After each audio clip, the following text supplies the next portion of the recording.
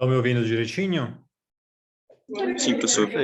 Maravilha. Bom, então vamos lá. Vamos continuar com o que a gente começou a discutir na aula passada. Então, na aula passada a gente começou com esse novo módulo do curso, no qual vamos falar de cálculo vetorial. E o que a gente viu é a definição, são vários fatos relacionados com caminhos, ok? Onde o caminho é uma função que pega um parâmetro, então um número real, e dá de volta um vetor num espaço n-dimensional, ok? Os casos interessantes para a gente são o plano, n igual a 2, e o espaço tridimensional, então n igual a 3. Hoje vamos ver o que são esses campos escalares, tá bom? Então, o campo escalar é, em um certo sentido, o oposto do que é um caminho. Então, o que um campo escalar faz é pegar um vetor e dar de volta um número, ok? Então, vocês veem que o tipo de ação que esse objeto tem é exatamente o oposto dessa daqui. Aqui a gente passava de L até Rn, campo escalar faz vice-versa. Pega um vetor e dá de volta um número real, ok?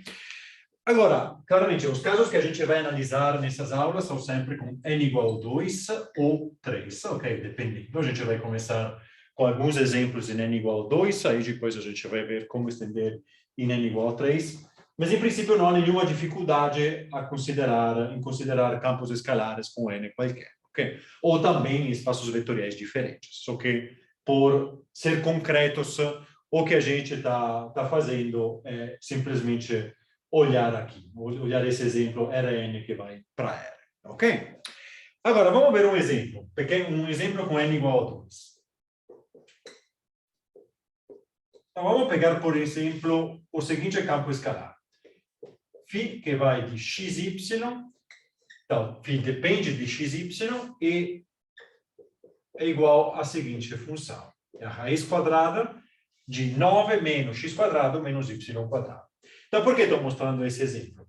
Bom, porque exatamente como acontece no caso de funções normais, uma coisa para a qual a gente tem que tomar cuidado no caso de campos escalares é o domínio desse campo escalar, ok? Então, vamos ver qual é o domínio neste caso. Bom, claramente, como a gente está fazendo tudo no campo dos números reais, essa função, esse campo escalar, existe apenas quando esse argumento da raiz é maior ou igual a zero, certo? Então, no plano xy, o que corresponde a essa região aqui? Bom, essa região aqui, vocês podem facilmente ver que é 9 maior ou igual de x quadrado mais y quadrado, certo? Então, x quadrado mais y quadrado não está dizendo que estamos falando de um círculo, e desse lado aqui eu tenho o raio quadrado do círculo, ok? Então, isso aqui é aquele conjunto de pontos x, y no plano, cuja distância do centro é menor do que 3, que é o raio desse círculo. Então, o domínio, nesse caso, é muito simples, é simplesmente este círculo cheio, ok? Cujo raio é igual a 3, ok? Então, isso é uma coisa que a gente vai sempre ter que considerar, falando de campos escalares, que, em geral, a gente fala que o campo escalar vai de Rn, de R2, nesse caso até R, mas a gente tem que tomar cuidado que pode ser que o domínio seja mais restrito do que o espaço vetorial que a gente está colocando aqui, ok? Agora, vamos ver um conceito importante sobre esses campos escalares, que é a ideia de curva de nível. Que, na verdade, é uma ideia que a gente já conhece bem, só que a gente só comentou rapidamente uma aplicação que a gente já viu dessa curva de nível. Então, qual é a ideia dessa curva de nível? Bom, vamos considerar um campo escalar de R2 até R, ok? Então, vou chamar esse objeto de φ. Então, vamos fazer um gráfico desse objeto. Então, esse aqui é o plano XY. Aqui, para conseguir desenhar esse campo escalar, eu tenho que adicionar essa direção. Então, eu vou ter uma terceira direção. Esse R2 é conjunto dos pontos no qual o campo escalar está pegando os valores, e essa linha vertical corresponde ao número que o campo escalar está me dando de volta. Ok? Então, isso significa que para cada ponto nesse plano, eu consigo identificar um ponto no eixo vertical. Ok? Vamos chamar esse eixo vertical de eixo Z. E agora, ponto por ponto, dependendo da função φ, eu vou conseguir estabelecer o conjunto desses pontos, que é, se vocês quiserem, dá o plot, ok? Dá o gráfico desse campo escalar. Então, em princípio, eu tenho aqui, uma coisa que pode ser complicada. Isso aqui, então, vamos desenhar dessa forma aqui. Vocês têm um pastelzão, ok? Que está aí em cima do plano. Ok? Um pastelzão meio não rígido, beleza? Que é uma curva de nível? Bom, a curva de nível, simplesmente, é a projeção no plano XY das curvas para as quais vocês têm φ igual constante. Ok? Então, o que significa? Significa que eu pego um plano, φ igual constante, que é Z igual constante, interseco esse plano com meu gráfico, ok? Nessa interseção eu estou identificando uma certa curva, então eu vou desenhar a curva tracejada. Digamos que essa aqui é a curva que eu estou identificando nessa interseção. Agora eu faço a projeção no plano XY e a curva que eu estou obtendo aqui é nada mais e nada menos dessa curva de nível. Ok? Então, simplesmente a curva de nível está dizendo, projeta tudo, projeta aqueles pontos para os quais vocês têm φ igual constante no plano XY. Ok? Agora, quando é que a gente viu esse exemplo? Bom, isso aqui é exatamente o que a gente fez para desenhar diagrama de fase. No caso do diagrama de fase, o que a gente estava fazendo? A gente estava pegando a energia de um certo sistema mecânico. Essa energia do sistema mecânico estava escrita em termos da posição, okay, da variável independente, e da velocidade. A energia é um número, então vocês veem que isso aqui é exatamente a definição de um campo escalar. Um campo escalar que depende de x e de x ponto. Essas são as duas variáveis independentes. E o que a gente estava fazendo para desenhar as curvas, para desenhar o diagrama de fase, era considerar vários valores dessa constante. A gente colocava a energia constante e via o que estava acontecendo, que é exatamente o que está acontecendo neste caso aqui. Ok?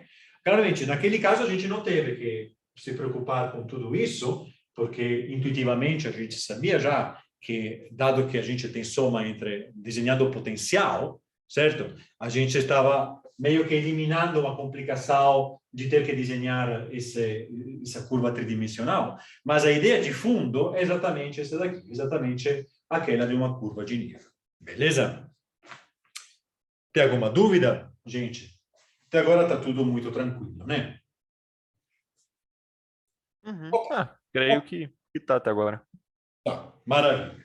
Então, vamos agora introduzir derivadas para esses campos escalares. Então, o plano de hoje é falar de derivadas de campos escalares e depois da integração. Ver como definir integrais desses campos escalares.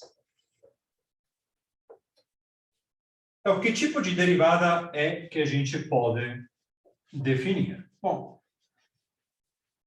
há vários tipos de derivadas que a gente vai definir, então vamos começar com a primeira. Então, a primeira derivada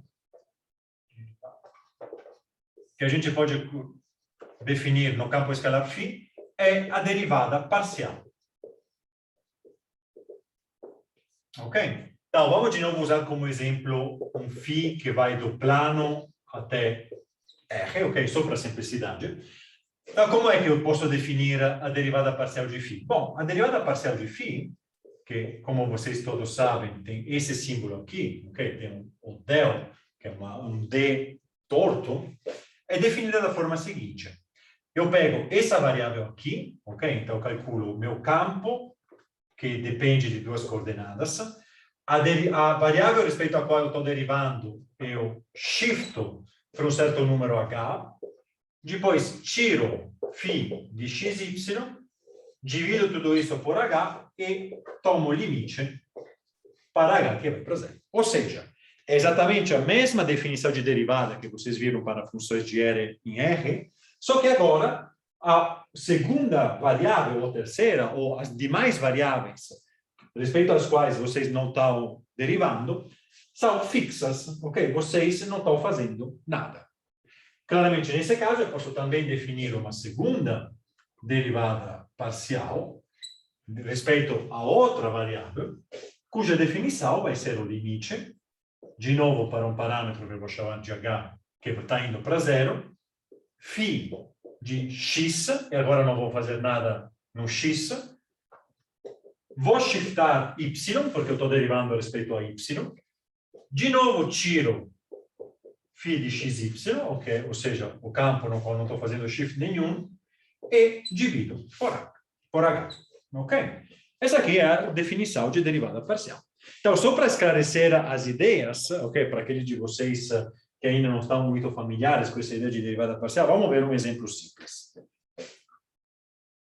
Então, vamos ver, sabe se dá, φ de xy, o que é que eu escolhi aqui? É x cubo mais x quadrado y cubo mais menos 2 vezes y quadrado. Okay, então, vamos pegar esse campo escalar.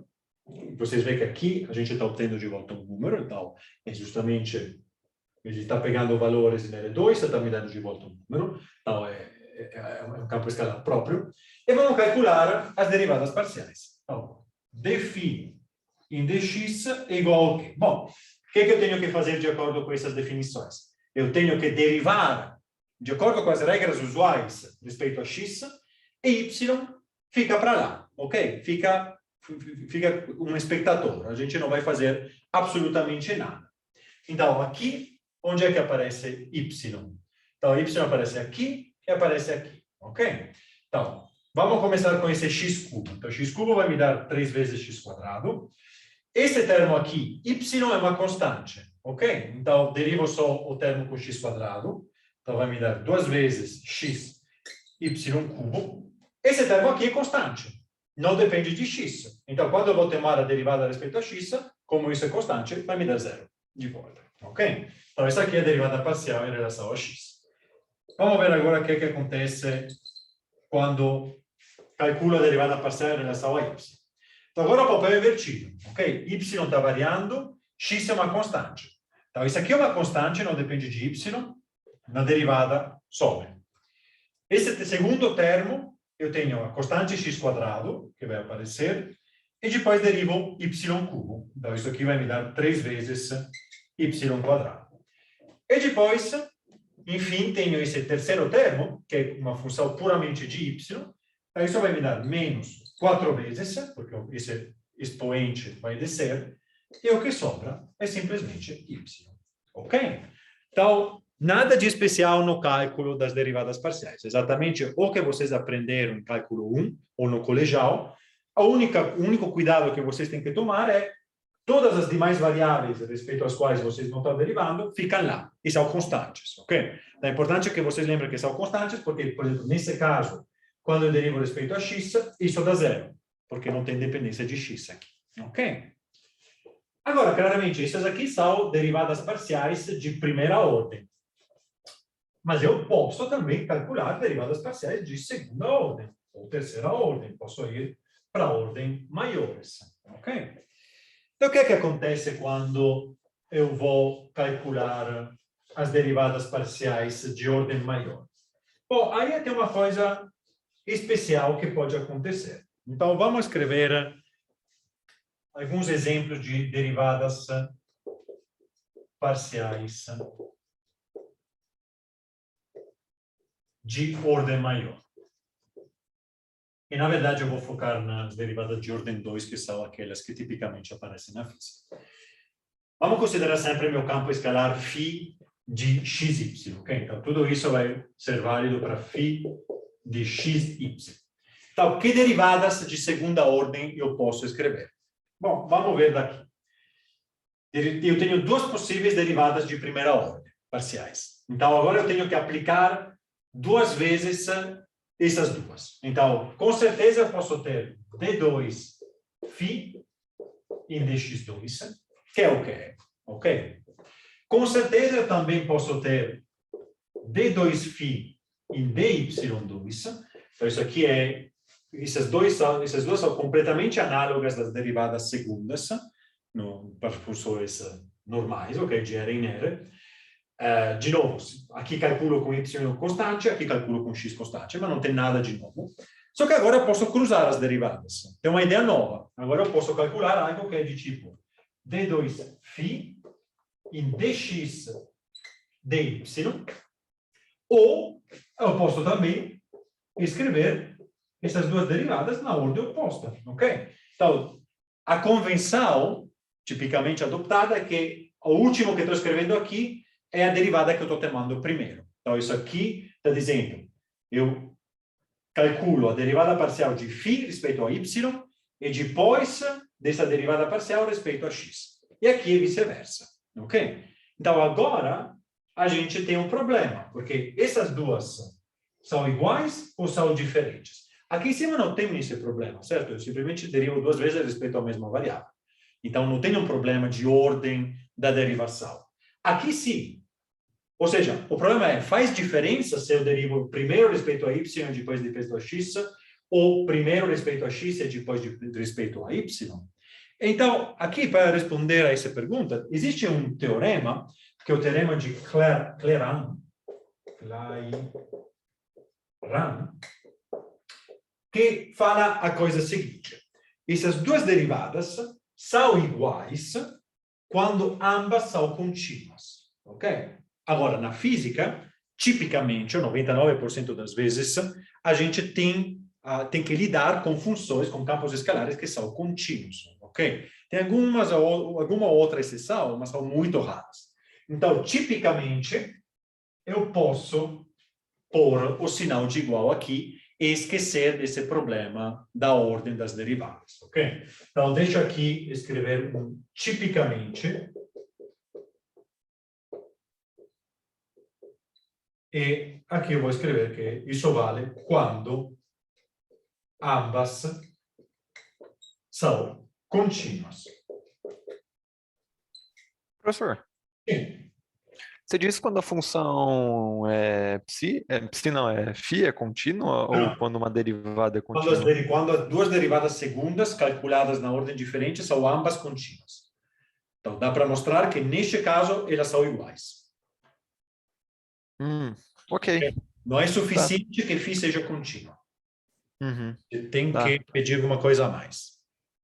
Tá? Certo, tudo bem. Beleza? Bom, então, isso aqui é o primeiro tipo de derivada, ok? Derivadas parciais. Vamos agora definir um segundo tipo de Professor. derivada. Opa, pode falar.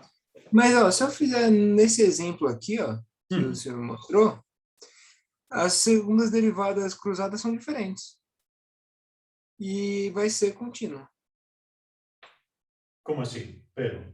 Se eu derivo isso aqui respeito a y, eu obtenho... Então, vamos ver.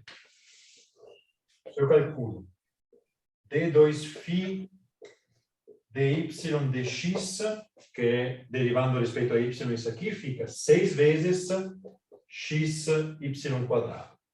Ah, não, perdão, estava borrado aqui. Como? Parecia um 2. Aqui tá meio ruim a internet, e ali o y ao cubo parecia y à segunda, perdão. Ah, não, é y cubo. Ah, não, tranquilo então. Tá Eu certo. acho que agora bate, né? Porque aqui vai sair um 2, então fica 6 vezes xy quadrado. Aham, é que aqui tá meio borradinho, Tá. porque a internet tá ruim. Todo mundo tá vendo borrado, porque pode ser minha câmera, é? Ah, não, eu acho que é só a minha que tá bem borradinha, mas... Sou sua? Não, eu creio que não é a sua câmera, mas eu creio que seja a sua internet. Dá para ler, só que você tá um pouquinho travado, sabe? Ai, Você tá... bom, ok, então, se vocês perderem algum passo, me falem, que eu vou parar e vou repetir, ok? Certo, mas, no geral, tá dando para entender sim. A gente tá normal, então... Ah, beleza. posso tentar escrever um pouco maior, que talvez mesmo travando e mesmo borrando dá para te entender um pouco melhor. Então, deixa só completar esse cálculo só para mostrar um exemplo desse teorema de Clairaut. Então, daqui, se eu agora calculo a derivada desse segundo a respeito a x, eu tenho um x quadrado aqui, então desce um fator 2, que me dá um 6, sobra um x e tem esse y quadrado. Então, vocês veem que as duas são contínuas e são iguais, que é exatamente o que o teorema está dizendo. Então, o camarada Clairaut não estava certo, ok? Professor, uma função ser contínua não implica que suas derivadas são contínuas? Não implica. Você tem que calcular mesmo as derivadas e verificar que são contínuas. Justo. Bravo. Muito bem. Então, agora que a gente viu essas derivadas parciais, vamos com o segundo tipo de derivação que a gente vai ver aplicada no caso de campos escalares. E o segundo tipo de derivação é o que é chamado de diferencial. Ok? Que a gente vai definir por analogia com o diferencial que a gente definiu no caso de caminhos. Então, segundo tipo, o diferencial.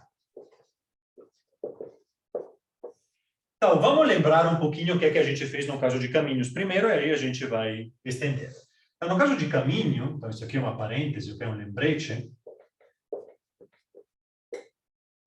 No caso de caminhos, eu tenho f de r que vai em Rn, e o que a gente definiu como diferencial era um df, que também é função do parâmetro t, que está aqui, que é definido simplesmente como a derivada do caminho respeito ao parâmetro multiplicado por dt. Ok? Então, isso aqui era a nossa definição. Então, eu pego a derivada respeito à variável independente e depois multiplico por o d da variável independente. Ok? Agora, para nós físicos, esse aqui vocês podem sempre imaginar como incrementos infinitesimais, mas existe um sentido matemático no qual isso é bem definido, ok? Só que não quero entrar naqueles detalhes porque me levaria para a geometria diferencial e eu não quero entrar em geometria diferencial, tá? Mas, agora, a coisa bacana é que todos os resultados que a gente pode obter pensando a esse dt como um incremento infinitesimal, ao final estão certos, ok? Então, para simplicidade e para não estar aqui deixando a aula muito técnica, pode sempre, eu não vou dizer exatamente para vocês o que é esse dt, mas vamos simplesmente interpretar que intuitivamente é um incremento infinitesimal, ok? Bom, isso é o que a gente viu no caso de caminhos. E para campos escalares? Então, campo escalar agora é um negócio diferente, porque é um φ que vai de Rn até R, ok? A gente viu que a ordem aqui está invertida. Então, como é que eu posso definir o diferencial? Bom, o diferencial de φ, calculado em x1, xn, vou escrever a definição para o caso geral de n variáveis, aí, depois, dependendo do n, vocês podem especificar, pode especializar. Então, que é igual? O que é igual esse negócio? Bom, a regra que a gente vai seguir é exatamente a mesma que está aqui. Só que aqui eu tinha uma variável independente, agora eu tenho n. Não tem problema. Para cada uma dessas n variáveis independentes, eu vou fazer o mesmo joguinho. Só que agora, o tipo de derivada que vai aparecer aqui deve ser a derivada parcial. Ok? Então, aqui eu tenho dφ em dx1 mais dφ em dx2 e aqui posso continuar a somar até chegar à última variável, que é dφ em dxn, essa última variável aqui, dxn. Ok? Então, isso é o que a gente chama de diferencial no caso de um campo escalar. Beleza? Agora, quando, num certo ponto, existe o diferencial de um campo escalar, a gente fala que aquele campo escalar é diferenciável naquele ponto, ok? Então, o que é que isso quer dizer? Isso quer dizer que as n derivadas parciais calculadas naquele ponto existem todas elas. Todas elas existem, ok? Quando isso é o caso, a função, o campo escalar é chamado de diferencial, ok? Isso é só terminologia, mas é uma terminologia que é usada bastante vezes, também na física. Bom, então não tem muito mais a que dizer sobre o diferencial, mesmo porque ao final calcular o diferencial simplesmente corresponde a calcular derivadas parciais, a gente já discutiu derivadas parciais.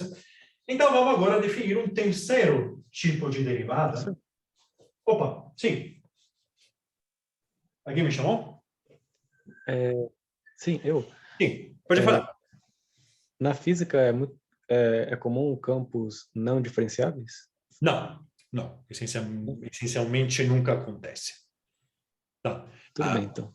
Obrigado. Na física a gente está na situação perfeita, porque tudo com o qual a gente trabalha, o que a gente dá para fazer experimentos são todas coisas contínuas, são todos campos contínuos, então não tem problema, ok? Pode ter algum problema na origem, aí pode ter alguma singularidade, ok? Por exemplo, pensa um corpo pontiforme e você quer calcular o campo elétrico, o campo magnético, o campo gravitacional na origem. Aí tem alguma coisa que está acontecendo, mas isso é devido ao fato que seu corpo é pontiforme, então você está inserindo uma singularidade a mal desde o começo. Todo o campo fora, em toda a região do espaço, vai sempre ser contínuo. No caso quântico, que é o caso no qual a gente não consegue medir de verdade esses campos, a gente faz tudo como se fosse contínuo diferenciável e que tudo o que a gente pode fazer funciona, ok? Até agora, ninguém conseguiu mostrar que isso não é o caso. Também ninguém conseguiu mostrar que esse é o caso, tá? Mas, como nossas predições batem com os experimentos, provavelmente essa hipótese faz sentido, ok? Faz sentido pelo menos até um certo ponto, ok? Então, na física, isso é uma coisa que, geralmente, quando você fala com matemáticos ou físicos matemáticos, muitas vezes eles se preocupam com essas questões de, mas será que o que eu estou fazendo, as funções com as quais eu estou trabalhando, são contínuas, são diferenciáveis, e aí eles, de verdade, colocam um esforço enorme para tentar entender se isso é verdade ou não. A esmagante maioria dos físicos, porém, fora os físicos matemáticos, não está nem aí para esse problema, todo mundo faz como se tudo fosse diferenciável infinitas vezes, tipicamente, e em geral isso funciona, tá? Não tem nenhum problema. Também na física teórica, quero dizer, eu não sou físico matemático, eu faço física de partículas teóricas. Para mim, todos os campos com os quais eu trabalho são absolutamente contínuos. Nunca tive que me fazer problema de diferenciabilidade na minha vida, tá? E para vocês também vai ser assim, a menos que vocês não escolham o caminho de física matemática. Não estou dizendo que não são questões importantes, ok? São com certeza questões importantes. Mas, felizmente, parece que a física é suficientemente diferenciável, os casos físicos, para permitir, na maioria das vezes, ignorar essas questões, que são questões muito complicadas, tá? Bom, vamos agora com o terceiro tipo de derivada. O terceiro tipo de derivada é chamado de derivada direcional.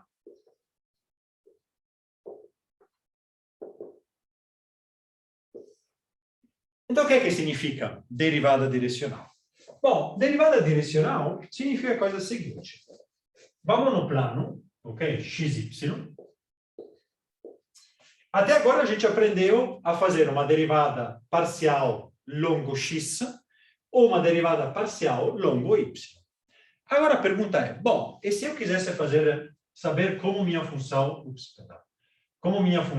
muda ao longo dessa direção aqui, por exemplo. Essa direção é identificada por um vetor U. Será que eu posso calcular a taxa de variação do meu campo escalar nessa direção específica? E a resposta é sim, posso, mas para fazer isso eu tenho que definir essa que é chamada de derivada direcional. Então, qual é a ideia? A ideia é, vamos definir primeiro um símbolo, que é esse símbolo de derivada direcional, ok? Eu vou calcular isso no ponto x0, y0, ok?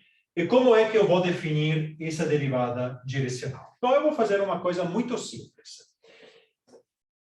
Primeiro, eu vou dar para vocês as componentes do vetor u na direção x e na direção y. Então, digamos que u tem componente u1 e u2, ok? Claramente, depois vocês podem generalizar a n dimensões sem problemas. Mas vamos fazer em L2, que é o caso que a gente consegue desenhar.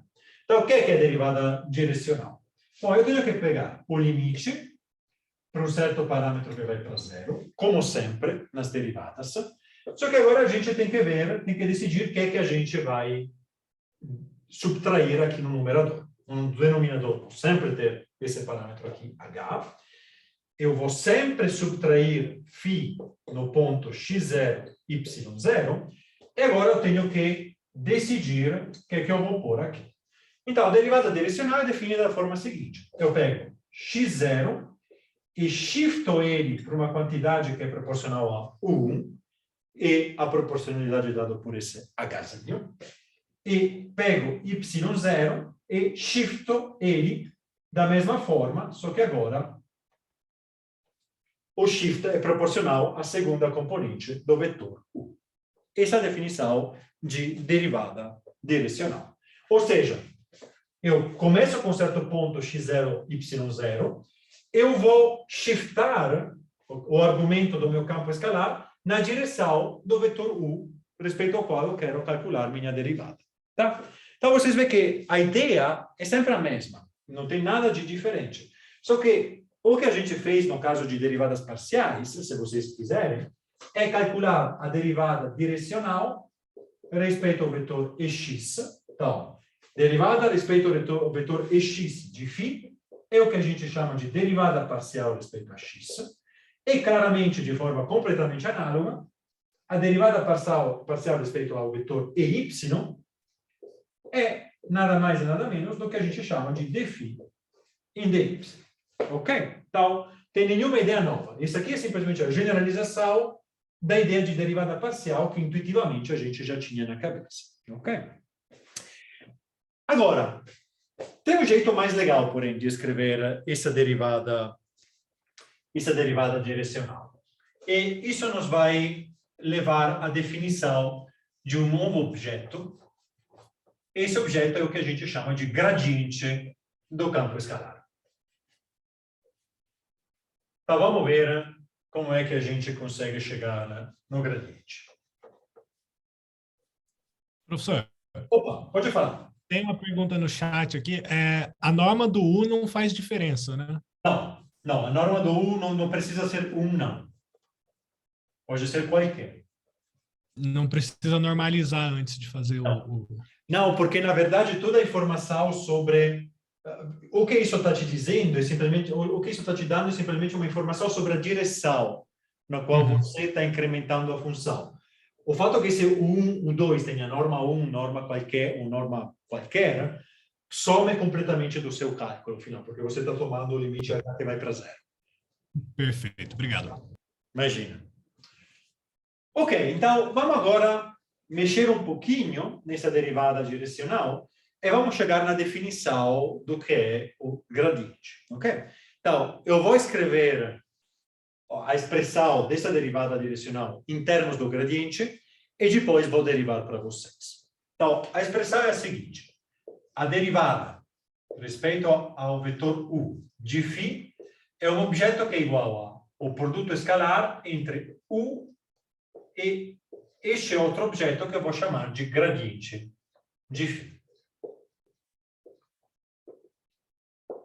Onde que esse gradiente é o seguinte objeto. É dφ em dx verso Rx mais dφ em dy verso Ry e só isso se a gente está em L2, ok? Ou, caso contrário, vocês aqui continuam adicionando até exaurir todas as variáveis independentes. Ok? Isso aqui é o gradiente do campo escalar. Então, vamos ver como é que a gente consegue estabelecer essa correspondência aqui, ok? Agora, só um comentário sobre a notação. Daqui para frente, eu vou evitar de pôr o transposto. Aqui eu vou deixar implícito, ok? Como são 2 meses que a gente está discutindo junto, espero de ter convencido vocês no primeiro módulo do curso do porquê a gente precisaria daquele transposto. Daqui para frente eu vou deixar ele implícito, ok? Então, vocês podem adicionar, podem não adicionar, tanto faz, ok? Vamos mostrar isso daqui. Então, para mostrar isso, o jeito mais simples é fazer uma expansão em série de Taylor dessa definição. Então, tomar H pequeno, fazer a expansão em série de Taylor. A expansão em série de Taylor funciona, porque é simplesmente a extensão do que acontece para cada uma das variáveis, ok? Então, é uma extensão do caso unidimensional. E vamos ver como é que essa expressão aqui vai sair. Então, deixa eu começar com du de φ, definido como limite para hzinho que vai para 0, tudo isso dividido por h, φ de x0 mais hzinho u1, y0 mais hzinho u2, menos φ de x0, y0. E agora eu faço a expansão em série de Taylor desse primeiro termo aqui, ok? Então, como é que funciona essa expansão em série de Taylor? Bom, vamos ver. Então, vamos começar com a variável x, ok? Quando eu começo com a variável x, eu tenho φ, calculado em x0, que é o termo de ordem 0 em h, e depois aqui tenho que lembrar que sobra y0 mais hu2. Eu vou voltar nesse ponto aqui, nesse argumento daqui a 2 minutinhos. Então, isso aqui é o termo de ordem 0. Agora vem o termo que depende da derivada. Só que agora a derivada tem que ser tomada simplesmente a respeito ao primeiro argumento. Então, é uma derivada parcial. Então, dφ em dx, calculado no ponto x0, y0 mais hzinho u2. E agora, essa derivada tem que ser multiplicada pelo shift, pelo incremento, que é hzinho u. Então, hzinho u. Menos esse φ. Então, deixem eu apagar aqui do lado.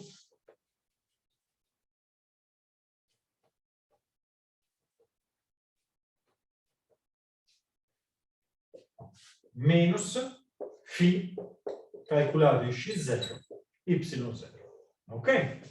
E fazendo isso, a gente resolveu a expansão de Taylor na primeira variável. Agora vamos com a segunda. Vamos ver o que acontece. Então, quando eu vou para a segunda, acontece a coisa seguinte. Então, de novo, tenho o limite. Hzinho vai para 0. Aqui no denominador sempre tenho Hzinho. Agora, vamos expandir esse termo aqui. Então, quando eu vou expandir esse termo aqui, eu tenho φ de x0. Agora, o termo de ordem 0 aqui é y0. Então, eu vou pôr y0 aqui. Depois eu vou pôr a derivada a respeito a esse termo. Mas vamos pôr. Mais dφ em dy, calculado no ponto x0, y0 agora. Ok? Multiplicado pelo incremento. Então, multiplicado por hzinho u2. E com isso acabei. Isso são todos os termos até primeira ordem. Vamos agora com esse daqui. Quando eu faço essa expansão, esse termo já é de primeira ordem. Então, quando eu tento ir para a derivada segunda, porque isso envolveria a derivada respeito a x e respeito a y agora, quando eu faço esse esqueminha, esse h pula para fora. E o termo fica de ordem h². Então, aqui ele vai para 0, no limite h que vai para 0. Então, eu posso simplesmente escrever aqui que isso é dφ em dx, ele mesmo calculado no ponto y0, x0, y0, multiplicado por hu1. Menos, vamos recuperar esse termo, φ de x0, y0. E depois, mais claramente, termos que são de ordem h², que eu não estou escrevendo. Ok? Então, o que acontece aqui? Bom, esse φ cancela com esse φ. Todos esses termos dependem de uma ou mais potências de H. Então, eu posso cortar aqui, e esse termo aqui que sobra é um termo de ordem H, que no limite vai para zero. E o que está sobrando em todo esse cálculo é simplesmente dφ em dx, calculado no ponto oportuno, desculpa, dφ em dx, estou olhando esse termo aqui, multiplicado por 1, mais dφ em dy, multiplicado por 2. E agora, este daqui, eu posso sempre interpretar como um produto escalar entre 1 e 1 mais o 2 e 2, que é o vetor U, produto escalar pelo vetor dφ em dx multiplicado em x, mais dφ em dy multiplicado por y. Este é o vetor U. Esse é o que a gente chamou de gradiente do campo escalar φ, que é exatamente este resultado que está aqui em cima. Ok? Professor, Sim. você pode, por favor, repetir aquela parte um pouquinho antes dessa, quando você tem ali na segunda linha, cadê? Você tem del x, aí você tem de x0, y0 mais HM2, e aí você arranca o HM2 ali, você fala do... Aqui para Qual cá. que eu já...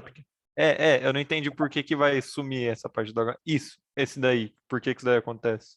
Porque, olha, quando eu faço essa expansão em série de Taylor, vou escrever aqui em cima, que acho que vai ficar um pouco mais claro.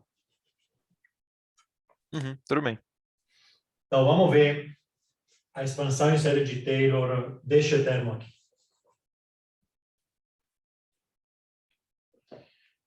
Então, isso aqui é dφ em dx, calculado em x0, y0 mais h, u2, multiplicado por h, u1. Agora, quando eu faço a expansão em série de Taylor, o que é que eu vou obter? Eu vou obter o termo de ordem zero, que é dφ em dx, calculado em x0 e y0. Ou seja, eu estou pondo h igual a zero. Agora tenho que pôr a derivada. Derivada, dessa vez, a respeito a y. Isso aqui, então, fica d2φ em dy dx, que multiplica h, u2, e tudo isso multiplica h, u1. Então, você vê que esse primeiro termo, que eu escrevi aqui embaixo, é de ordem h. O segundo termo, porém, é de ordem h quadrado. Então, ele cai... Tá? Tudo bem, tudo bem. Ótimo. Perfeito. Obrigado, de verdade. Maravilha. Muito bem. Então, agora a gente também tem a definição de gradiente, ok? E a gente vai usar bastante essa ideia de gradiente nas próximas aulas. Tem alguma dúvida, gente, sobre essa parte aqui? Porque agora a gente vai pular para a integração. Não existem mais derivadas que a gente possa definir, então vamos integrar. Perfeito. Então, vamos agora ver o que acontece com a integração desses campos escalares.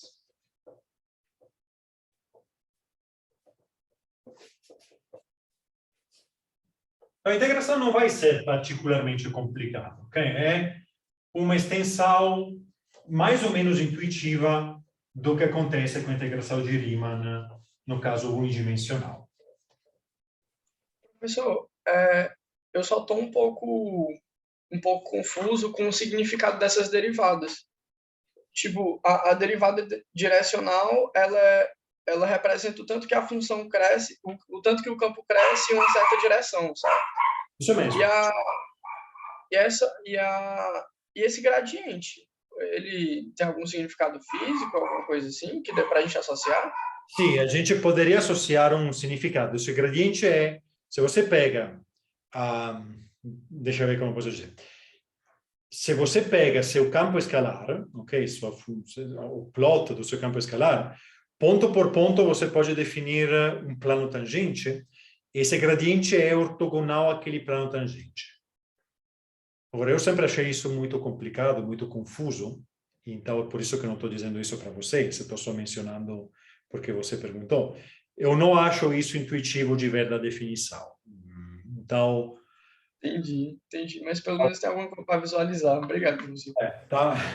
Não, desculpa, me sinto muito não conseguir te ajudar, mas admito que minha intuição nesse caso já não funciona mais.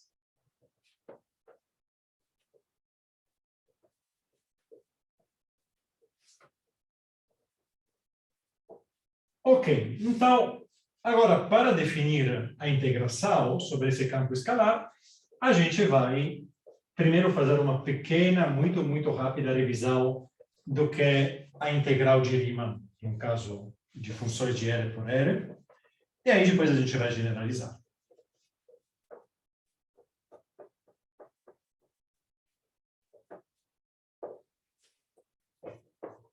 Eu acho que nessas aulas estou gastando mais tempo apagando a luz do que escrevendo. Pronto. Então, integração. Integrais. Então, vamos ver o que acontece no caso de uma função de R que vai até R. Okay? Eu vou desenhar meu plano, XY. Digamos que isso aqui é a função, isso aqui é f de x. Digamos que aqui eu tenho o intervalo a, b. Eu quero calcular esse integral aqui. Integral que geometricamente é simplesmente a área definida aqui entre o ponto A e o ponto B. Então, como é que eu posso definir esse integral? Então, primeira coisa, eu vou dividir esse intervalo em n pedacinhos, ok? Isso aqui vou n partes. Para cada intervalinho, eu posso pegar um valor qualquer do parâmetro dentro, da variável independente dentro, digamos na metade, ok? E calcular a função f naquele ponto. Então, por exemplo, digamos que a é igual a x0, b é igual a x mzal, ok? Digamos que isso aqui é o intervalo associado ao índice i. Então, isso aqui é f calculado no ponto xi, que convencionalmente eu estou tomando como ser o ponto que está na metade, bem no centro desse intervalo. Agora, claramente, vocês veem que como depois eu vou tomar esse n grande, ou seja, esses intervalinhos ficam menores e menores, eu posso aproximar essa área aqui como a área do retângulo. O retângulo que tem como base esse pequeno intervalo e como altura f de x. Então, a integral de f de x entre a e b nada mais é do que a soma, com o índice i que vai de 0 até n-1, diria. n-1 porque eu tenho n intervalos, então eu tenho 0 mais n-1, isso aqui são n intervalos. Desse pedacinho aqui horizontal, que eu vou dizer que é b menos a dividido por n, multiplicado por f de xi, definido assim como dessa forma aqui. E depois eu tomo o limite quando n vai para infinito. Okay? Isso aqui é simplesmente a integral de Riemann, assim como vocês viram em cálculo 1. Ok? Como é que a gente pode generalizar isso no caso de um campo escalar? O campo escalar tem aqui um Rn. Ok? Então vamos ver o caso R2. Então, no caso de φ, que vai de R2 até R, eu vou primeiro definir a integral sobre um retângulo no plano, e aí eu vou generalizar ao caso de uma função, de uma região qualquer. Ok? Então, vamos agora desenhar para ver se a gente consegue ter uma intuição do que está acontecendo. Eu tenho isso daqui. Isso aqui é meu campo escalar, φ de x, y. E agora o que eu vou fazer é fazer exatamente o que a gente fez aqui, só que em vez de considerar uma dimensão, eu vou tratar da mesma forma as duas dimensões. Ou seja, digamos que eu quero integrar neste retângulo aqui. Ok? Esse aqui é o ponto A, B, C, Então, o que eu vou fazer? Eu vou dividir em n pedacinhos esse aqui, vou dividir em outro n pedacinhos esse daqui. Então, agora, cada pedacinho aqui intersecado com outro pedacinho aqui identifica um pequeno retângulo no plano. Escolho o ponto que está no centro e para aquele ponto eu calculo φ de xi, y, ok? E agora somo sobre todas as possibilidades. Então, a primeira coisa que a gente vê é que quando a função é de R para R, a integral é a área daquela parte de plano que está entre a curva, entre a função e o eixo X. Neste caso, a integral vai ser o volume que está entre esse pastelzão definido pelo campo escalar e o plano XY. Ok? Então, a definição aqui da integral de φ de XY no retângulo, onde que esse retângulo aqui é AB multiplicado por CD, ok? Que medida eu vou pôr aqui? Bom, assim como aqui numa dimensão eu tenho dx, aqui eu vou pôr dx dy, para lembrar que eu tenho duas variáveis. Isso aqui é simplesmente a soma com i que vai de 0 até n-1, do intervalinho Δx, que eu vou chamar Δxi, do intervalinho Δy, Δyi, φ calculado em xi, yi. E depois, tomado o limite com n, que vai para infinito. Ok? Então, isso é uma área no plano, multiplicado pela altura, esse negócio aqui é um volume. Tá? Então, quando a gente calcula a integral desse campo escalar aqui, o que a gente está, de fato, calculando é um volume. Ok? Agora, claramente, quando a gente calcula uma integral de R3, de uma função, de um campo escalar entre R3 e R, a gente calcula um volume em 4 dimensões. Então, já a gente não consegue desenhar. Mas dá para fazer contas e a gente pode simplesmente aplicar nossos procedimentos para conseguir fazer a conta. Ok? Agora, claramente, isso aqui é a definição, mas agora a gente tem que entender como é que a gente pode fazer esse cálculo. E agora vamos ver que existe um resultado extremamente importante. Então, a primeira coisa é que há duas formas de interpretar esta integral que eu escrevi para vocês. E agora vamos tentar entender quais são essas duas formas.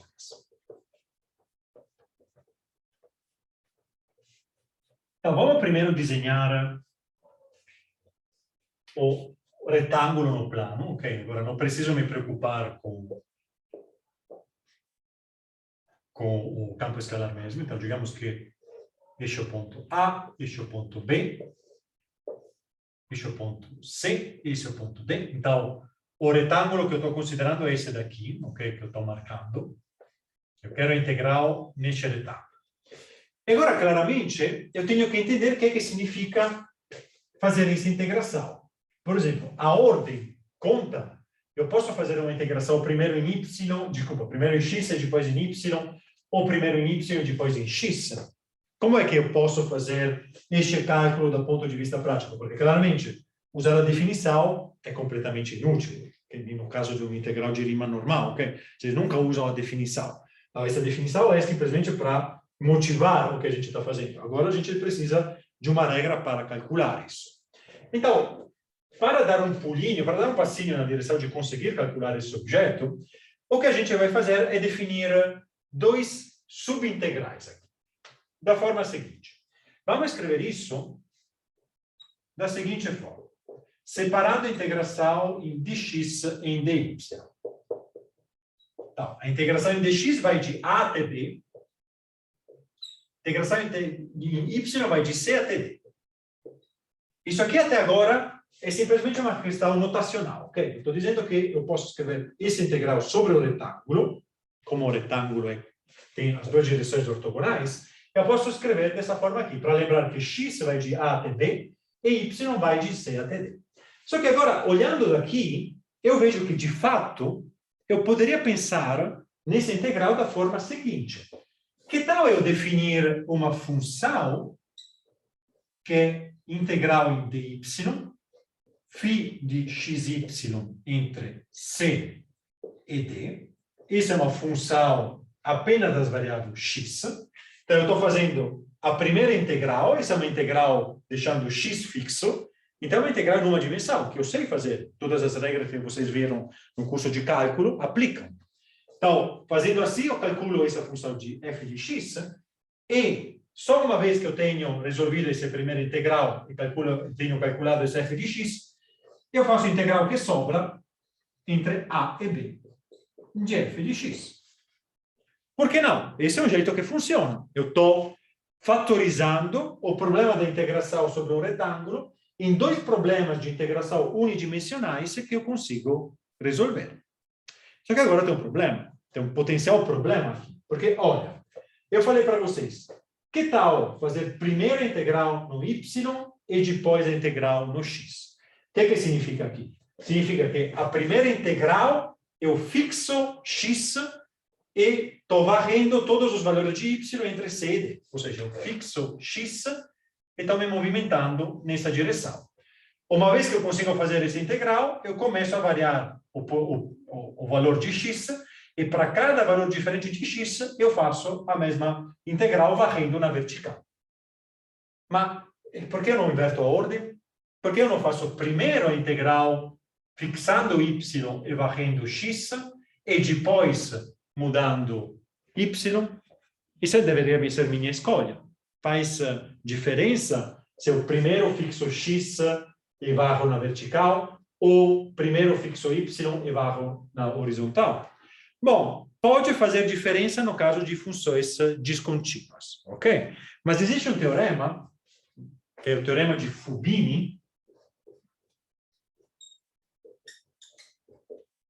que fala que quando o campo φ de xy é contínuo, não interessa a ordem que eu escolho para fazer essa integral, ok? Essa integral, fazendo primeiro a integral em y e depois em x, ou primeiro a integral em x e depois em y, vão dar exatamente o mesmo resultado. Mas para isso ser verdade, o campo tem que ser contínuo.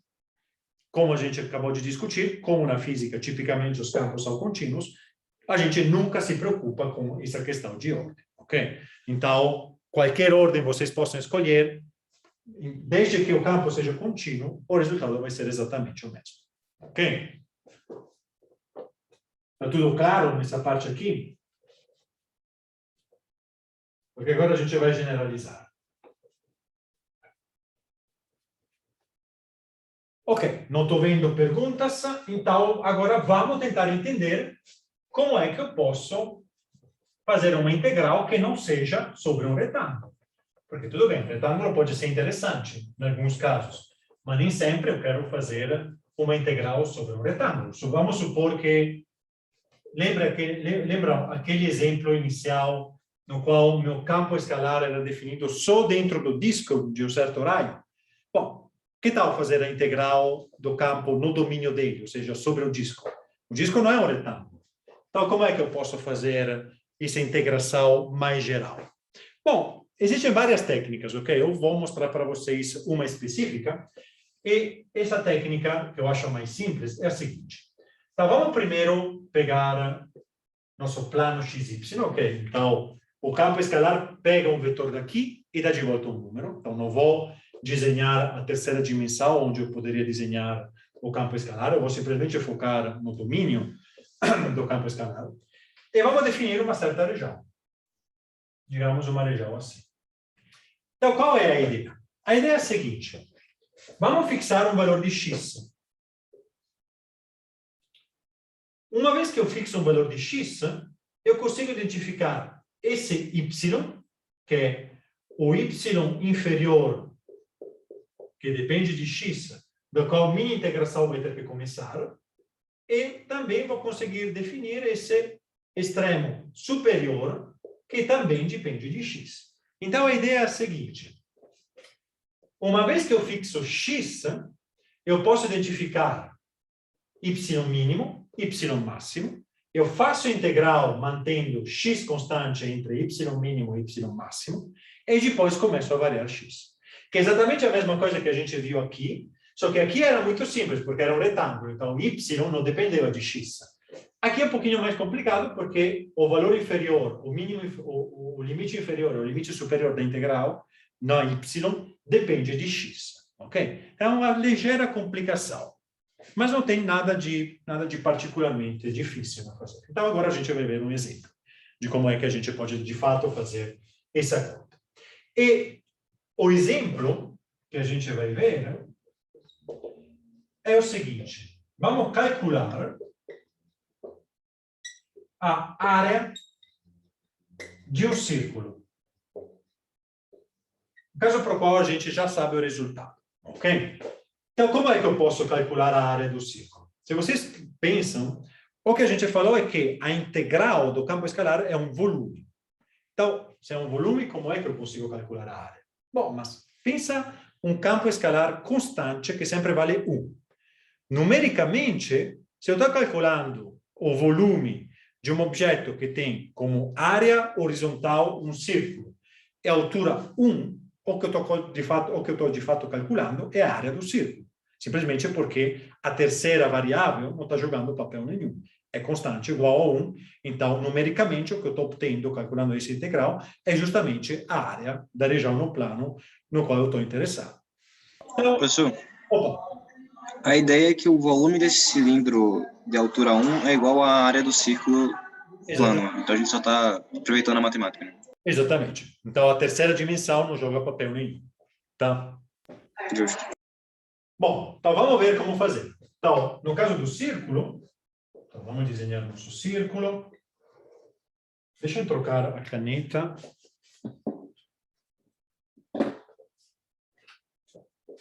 Bem melhor. X, Y. Então, eu vou fixar X. Eu tenho que calcular esse Y mínimo, que vai ser função de X, porque vocês veem que se eu for colocar esse X aqui, o Y mínimo é diferente. Se eu for por aqui, o Y mínimo é diferente. Então, isso é a primeira coisa que eu tenho que calcular. E depois eu tenho que calcular X máximo. Ok? Também função de X. Então, como é que eu posso determinar Y mínimo e Y máximo? Bom, o que eu vou fazer é pegar a equação do círculo. Então, essa equação do círculo é x² mais y² igual a um certo raio quadrado. E daqui eu consigo explicitar y em função de r² e de x². Então, daqui eu derivo imediatamente que y é igual a mais ou menos a raiz quadrada de r² menos x².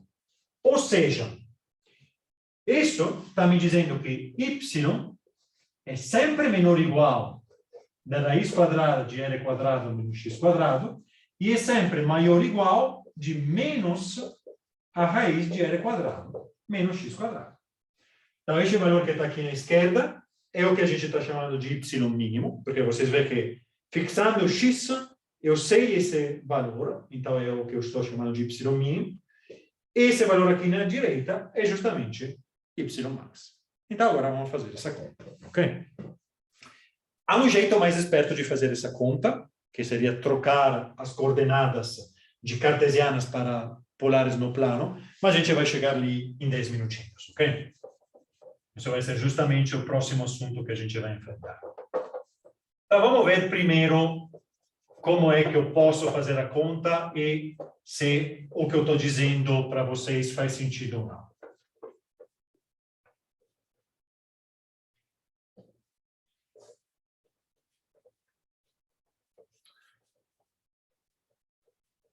Então, agora,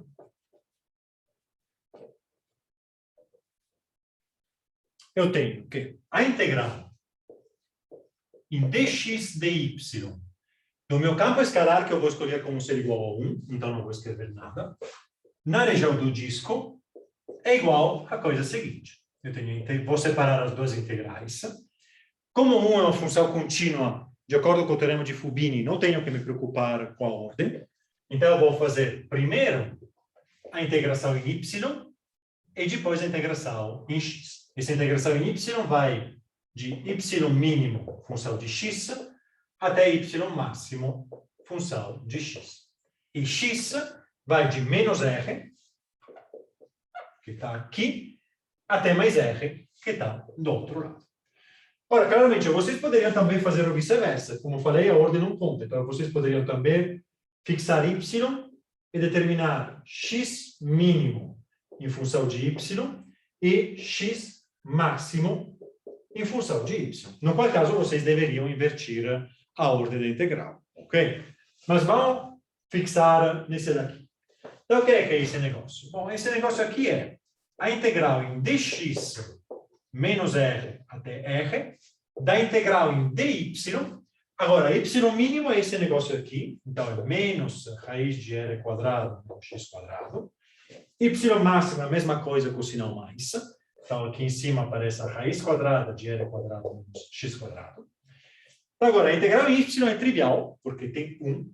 Então, isso está me dizendo que eu tenho que integrar em dx entre menos r e mais r, duas vezes a raiz quadrada de r quadrado menos x quadrado. Por quê? Porque aqui eu estou integrando 1. Então, essa integral é este valor aqui menos esse valor aqui. O menos compensa esse não menos e dá o fator 2. Ok? Então, esse 2 é uma constante, pode sair. E agora tenho o pepino de ter que calcular essa integral aqui. Ok? Essa integral aqui não é trivial. Então, deixa eu escrever para vocês qual é o resultado dessa integração. Oi. Então, isso aqui é 2 vezes, que é esse fator 2. Aqui eu tenho x dividido por 2, que multiplica a raiz quadrada de r quadrado menos x quadrado.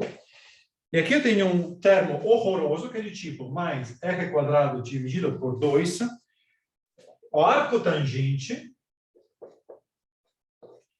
de x dividido pela raiz quadrada de r quadrado menos x quadrado. Tudo esse objeto calculado entre Rzal e menos Rzal. Então, vocês veem que a gente não está fazendo a conta completa, mas as coisas estão complicadas aqui. Agora, felizmente, quando vocês inserem R e menos R, todo esse horror simplifica. Ok? Apesar que não é completamente óbvio, vocês têm que pensar e ver o que acontece. E isso aqui, tudo esse negócio aqui, vai ficar π r quadrado dividido por 2. Ou seja, a integral que a gente está calculando é π r quadrado, que é o que a gente queria. Só que quanta fadiga, certo? Esse negócio aqui não é uma continha. Essa passagem daqui a aqui é uma continha que dá um certo dor de cabeça, ok? Então, em princípio, o que a gente está fazendo funciona perfeitamente, e para qualquer curva, vocês podem fazer isso. Só que neste caso específico de um círculo, a gente foi um pouquinho burro, porque a gente insistiu em usar XY. E um círculo é descrito de forma muito simples em coordenadas polares, como a gente já viu várias vezes no curso. Então, vamos agora ver como é que eu posso mudar essa integração, que é sobre x e y, numa integração sobre r e θ, que são as duas variáveis polares. Ok?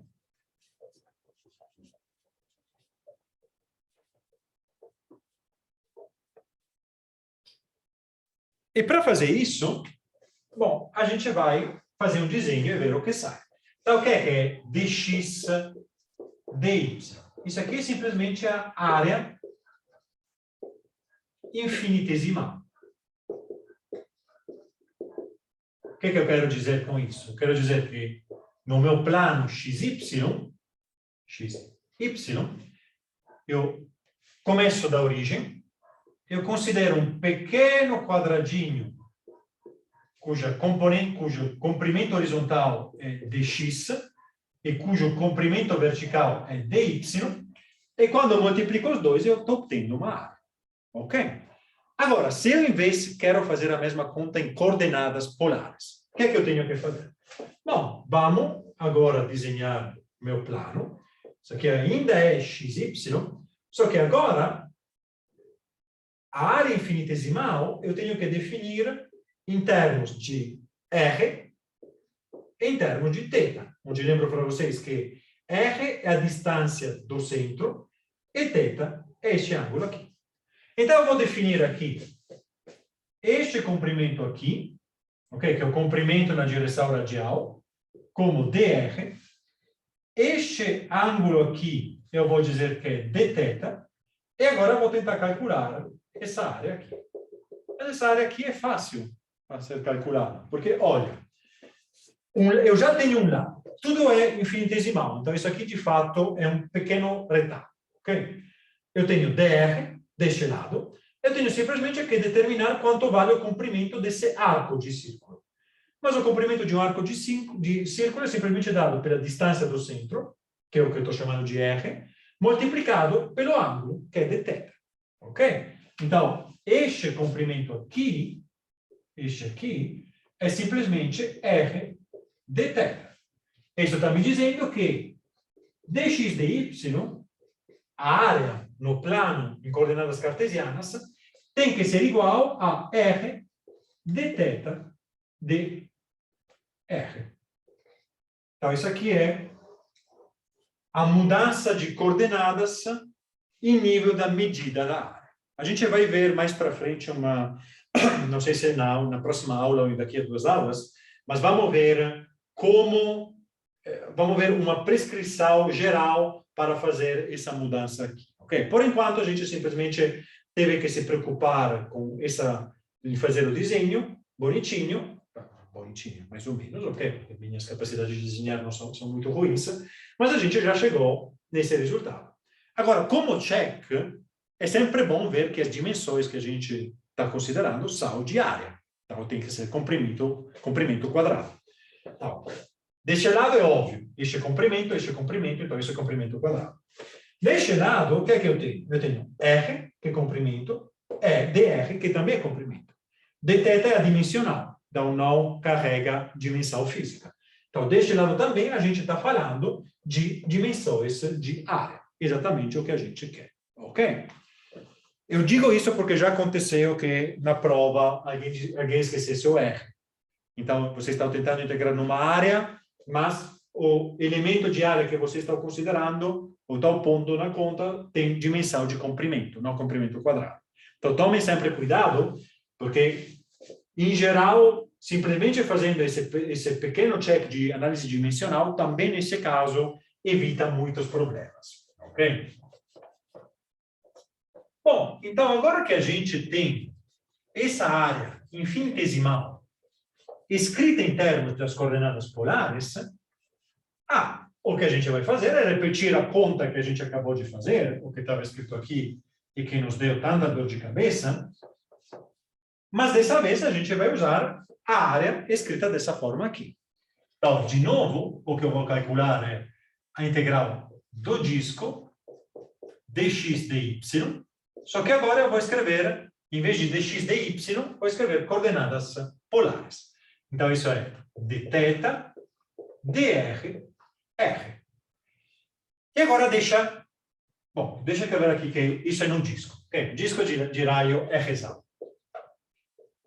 Então, no disco de raio Herzal, o que é que acontece? Bom, eu posso separar essa integral, numa integral em dθ e uma integral em dr, assim como a gente faz no caso de x e y, mas vamos ver agora o que é que acontece com os extremos de integração. Então, θ, para descrever o círculo inteiro, vai de 0 até 2π. Então, isso aqui é de 0 até 2π. R, por outro lado, vai de 0, que é o centro do círculo, até Herzal, que é a distância máxima do centro. E olha o que está acontecendo. As duas integrais agora não têm nenhuma dependência da outra variável. Esse 2π não depende de Rzinho, esse Herzal não depende de θ. Então, de fato, essas duas integrais agora estão fatorizadas. Não tem mais a complicação que eu tinha antes, que primeiro eu tinha que fazer uma integral o que eu estava obtendo era uma função de x, e aí eu tinha que integrar em x. Aqui tem uma fatorização completa, como no caso de um retângulo. E, de fato, se vocês agora escrevem um círculo em coordenadas polares, o que é um círculo em coordenadas polares? Vamos fazer o plot. Aqui agora coloco R e aqui coloco θ. Um círculo é em θ ele vai de 0 até 2π, em R ele vai de 0 até R exato. Então, um círculo em coordenadas polares não é nada mais e nada menos do que um retângulo, que é exatamente o que a gente está vendo aqui, essa fatorização aqui. Mas agora a gente acabou, porque veja bem, a primeira integral dá 2π. Estou integrando 1, então é 2π menos 0, que dá 2π. Essa integral dá r² dividido por 2, calculado entre r exal e 0. Então, isso está me dando o quê? Quando eu calculo em r exal, isso aqui é r² dividido por 2, e depois tiro, calculado em 0, que é igual a 0. Então, esse 2 some com esse 2, e aqui dá πr². Duas passagens contra a enorme dor de cabeça que a gente teve no caso de coordenadas cartesianas. Ok? Então, isso aqui é para passar a mensagem que se você está tratando de uma integral no qual tem alguma simetria evidente, como nesse caso, tem alguma simetria polopassal, usem as coordenadas que respeitam aquelas simetrias. Ok? Integrar no círculo chama para essas coordenadas de tipo polar. Ok? Beleza? Está tudo claro até agora? Maravilha. Então, agora que a gente definiu como fazer todas essas manipulações no plano, agora a gente vai estender rapidamente para campos escalares que vão de R3 até R.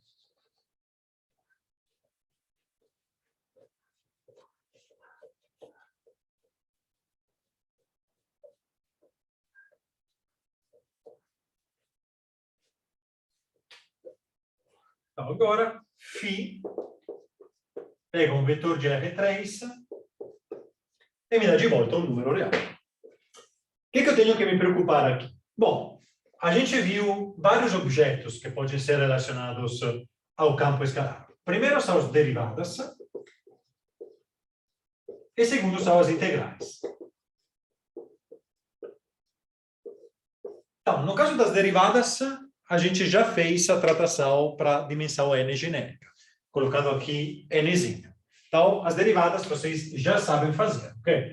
Não tem problema nenhum. O que acontece com as integrais? Bom, as integrais são um pouquinho mais complicadas, ok? Porque agora o domínio sobre o qual vocês estão integrando não é mais uma área, mas é um volume no espaço tridimensional, ok? Então, o que a gente vai ter que fazer é entender qual é o elemento de volume infinitesimal que permite de calcular esse tipo de integrais.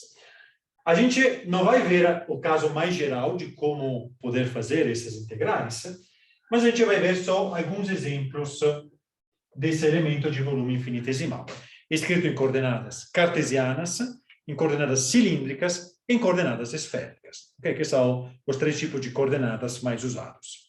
Depois, de novo, mais para frente, em 1 ou 2 aulas, a gente vai ver um jeito geral, dadas coordenadas qualquer, para calcular esse elemento de volume. Okay? Mas vamos começar com coordenadas cartesianas.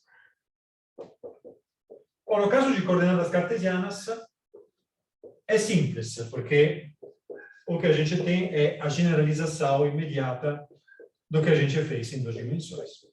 Só que a gente agora adiciona a terceira dimensão. Okay? São coordenadas retangulares, então esse voluminho aqui é um paralelepípedo infinitesimal. Então, coordenada cartesiana simples.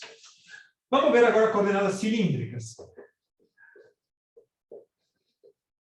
que também vão ser relativamente simples. Então, vamos fazer um desenho. É sempre bom primeiro ter uma ideia e depois derivar as fórmulas. Então, o que é que eu quero neste caso? Eu quero um elemento de volume infinitesimal que seja definido usando as coordenadas cilíndricas. Então, esse é x, esse é y, esse é z. Vocês lembram que coordenadas cilíndricas são definidas da forma seguinte. X é r cosseno de θ, y é r seno de θ e z é ele mesmo, ok? Então, como é que, se eu pego um ponto aqui, como é que eu consigo incrementar cada uma das variáveis para conseguir obter um elemento de volume nessas coordenadas? Bom, a primeira coisa que eu tenho que fazer é incrementar a altura. Então, daqui eu vou me movimentar na vertical. Esse aqui é o elemento dz. Agora, eu tenho que incrementar o rzinho. Então, o rzinho eu incremento na direção radial, que vai para lá. Ok? Então, esse aqui é o que eu vou chamar de drzinho. E agora eu tenho que incrementar dθ. Agora, θ é este aqui. Então, digamos que dθ é este incremento aqui. Agora eu vou para cima. E o que eu vou obter é um negócio que faz assim. Ok? É uma fatiazinha de bolo. Tá? Um bolo cilíndrico, vocês fazem uma fatiazinha. Esse aqui é o elemento infinitesimal. Então, vamos ver como é que eu posso calcular este... Ups, perdão. Aqui, claramente, é uma coisa assim. É um elemento de cilindro. É um negócio assim. Tá? Então, como é que eu posso calcular este elemento de volume? Bom, eu já tenho dois lados. Isso é dr, isso é dz. Então, dv, com certeza, é o produto entre dr e dz. E o que falta agora é este lado aqui. Ok? Que me está me dando a direção em θ. Só que esse lado aqui, que é? Isso aqui é simplesmente o elemento de círculo de raio R e ângulo de θ. Então, é R de θ. Ok? Ficou claro? Alguma dúvida? Beleza. Vamos checar as dimensões físicas. Comprimento, comprimento, comprimento. Este é o volume. Então, está tudo certo. Bem, isso aqui é o que acontece em coordenadas cilíndricas. Vamos agora ver coordenadas esféricas, que vão ser um pouco mais complicadas. Bom, deixa eu desenhar aqui. Então, isso aqui é x, isso aqui é y, isso aqui é z. Agora, deixa eu desenhar uma esfera, mais ou menos. Agora eu pego muito mais ou menos. Eu pego esse ponto, aqui eu tenho o raio do centro. Tenho esse θ, a projeção, esse aqui é φ. Ok? E agora eu tenho que modificar, variar R, θ e φ. Então, o que é que acontece? Vamos ver se conseguimos fazer este desenho aqui. Então, vamos começar com φ, ok? A variação de φ é essa daqui. Então, daqui eu vou até aqui. Ok? Isso aqui é dφ. Então, este aqui é a primeira variação. A variação em dr vai na direção radial. Então, esse aqui é dr. E a direção em dθ vai na direção θ. Então, vai para cá. Então, esse aqui então, é dθ. Então, ao final, o que eu vou obter é um negócio que é feito assim. Aqui faz assim, depois sai. Okay, isso aqui é na direção radial. E agora eu tenho que me movimentar na direção φ. Então, é um negócio que é feito assim. Ok? Então, isso aqui é o elemento de volume infinitesimal. E, de novo, agora eu tenho que estabelecer quais são os três lados para poder multiplicar e para poder calcular o volume. Então, o primeiro é simples, porque a gente falou que este lado aqui é o que a gente chama de dr, certo? Então, dv, neste caso, com certeza vai ter um dr. Agora, os outros não são tão triviais, certo? Por quê? Porque, olha aqui, eu tenho este lado aqui, mas este lado aqui ainda é relativamente simples, porque isso é distância R, ângulo de θ, isso é um arco de círculo. Então, aqui eu tenho R de θ. E agora, o único que falta é este negócio aqui. Este negócio aqui corresponde, quando eu projeto, a este arquinho aqui. Este arquinho aqui é nada mais e nada menos do que um R de φ. Pronto. Esse aqui é o volume infinitesimal em coordenadas esféricas, ok? Então, vamos ver as dimensões. Comprimento, comprimento, comprimento. Então, isso aqui é um volume exatamente que nem a gente viu. Opa, perdão. Eu fui rápido demais. Este aqui... Esqueci um pedaço. Perdão. Esta projeção... Então, até aqui está tudo certo, ok? Eu tenho dr, que está para lá, e tenho este aqui, ok? Agora, este elemento aqui, se vocês quiserem, é este daqui, ok? Onde que esse ângulo aqui é dφ. Só que o problema é que eu aqui tinha colocado que esse comprimento é R, mas não é verdade. Esse comprimento é R, que é esse daqui, seno de θ. Este comprimento aqui é R seno de θ. Então, este comprimento aqui é R seno de θ dφ. Ok? Agora sim. Então, comprimento, comprimento, comprimento. Este é um volume, ok? Tem uma dependência em θ, que isso aqui é uma novidade, porque a gente não tinha essa dependência explícita em θ, tinha só o diferencial em θ. Esse aqui é o elemento de volume em coordenadas esféricas. Ok? Tudo claro, pessoal? Não entendo se vocês estão completamente chocados ou se é muito óbvio. Um pouco. Eu sei, os desenhos são um pouco complicados. Então, reflitam sobre isso. Uhum. A gente vai ver uma fórmula geral que não envolve ter que fazer os desenhos, ok? Qual é o problema da fórmula geral? Que é mais simples fazer erros de conta. Aqui é mais complicado ver o que está acontecendo. Então, de qualquer forma, vai ser complicado, gente. A gente vai ter que aceitar isso, ok? Tem alguma coisa que eu possa dizer nesse momento para tentar clarificar, esclarecer as ideias? Alguma dúvida pontual que vocês possam ter? Professor, ali na fatia de bolo das coordenadas cilíndricas, o tamanho da borda de dentro e da borda de fora não seriam diferentes, mas daí pelo fato de ser infinitesimal você...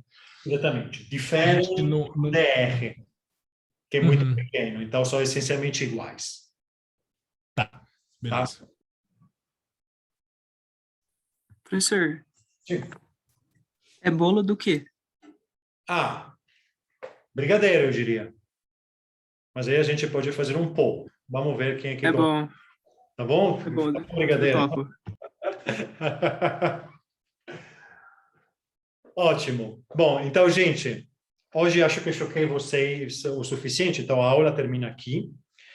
Pensem bem nessas coisas, a gente vai voltar, ok? Porque a gente vai ver mais exemplos dessas integrações. Na quinta-feira vai ter aula de exercícios com o Gabriel e Pedro, ok? Amanhã temos um convite à física, a professora Renata Funchal vai falar sobre neutrinos, ok? Neutrinos em cosmologia e em física de partículas, então, se vocês quiserem participar, vocês vão ser claramente muito bem-vindos, ok?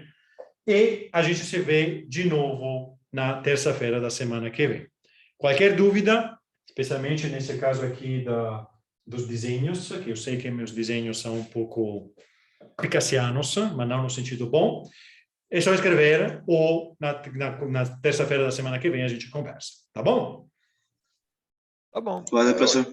Opa, Eu acho que, Professor. só comentando, mas aquele ali até que é bem mais de boa, acho, o da cilíndrica do que ver da esférica, porque é a mesma coisa do outro, só que tem um DZ que é se aumentando a altura, então ele sai naturalmente. aqui tem esse seno de θ, né? Ele é mais chatinho de Mais chatinho, ver. sim. É verdade. Não. Tanto é que a primeira vez eu tinha esquecido. Ainda bem que lembrava que tinha que sair. Professor, Bom. que horas que é o colóquio? Como? Que horas que é o colóquio? Às 6 horas. 6 horas. 6 horas Beleza. no Zoom ou no YouTube. Tranquilo. Valeu, obrigado. Beleza? Imagina. Professor, só uma dúvida. Sim. A sala desse colóquio vai estar no Bifusp lá? Vai estar, deveria estar. Ah, não, é que eu não procurei. Se não estiver, Então, pode me mandar um e-mail que eu vou mandar para vocês. ah, tá. Deveria estar Certinho. lá, Uhum. Tranquilo, então. tá? Muito obrigado. Imagina. Ok, minha gente. Então, acho que para hoje foi. Então, como sempre, obrigado pela atenção e a gente se vê na terça-feira da semana que vem. Tchau, tchau. Obrigado. Cadê? Professor, tchau, Obrigadão, tchau. professor, pela aula. Até Obrigado a vocês. semana que vem. Até. Tchau, tchau.